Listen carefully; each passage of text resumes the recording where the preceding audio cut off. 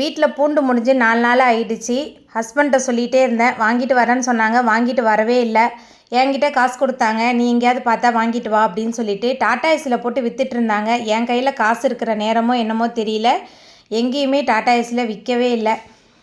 1 kilo வந்து 100 ரூபா அப்படின்னு சொல்லிட்டு இங்கே விற்கிறாங்க. உங்கள் ஊரில் எவ்வளோ அப்படின்னு சொல்லிட்டு சொல்லுங்கள். மத்தியானம் என்ன சமைக்கிறதுன்னு பிளான் இல்லாமல் தான் கத்திரிக்காயெலாம் எடுத்து வச்சிட்டு இருந்தேன். அடுத்த நாள் ஞாயிற்றுக்கிழமைன்றனால தயிர் உர ஊற்றி வச்சிடலாம் அப்படின்னு சொல்லிட்டு தான் தயிரை வந்து உர ஊற்றுறதுக்கு பாலை வந்து காய்ச்சிட்டு இருந்தேன்.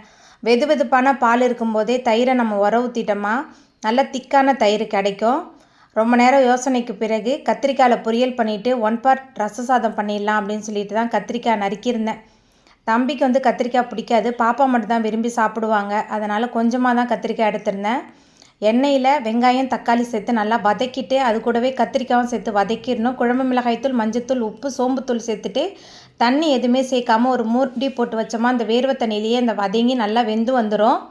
அதுக்கப்புறமா சூடான சாதம், அதுக்கப்புறம் 1 part ரச சாதத்துக்கெலாம் தொட்டு சாப்பிட்றதுக்கு இந்த கத்திரிக்காய் பொரியல் ரொம்பவே சுவையாக இருக்கும்.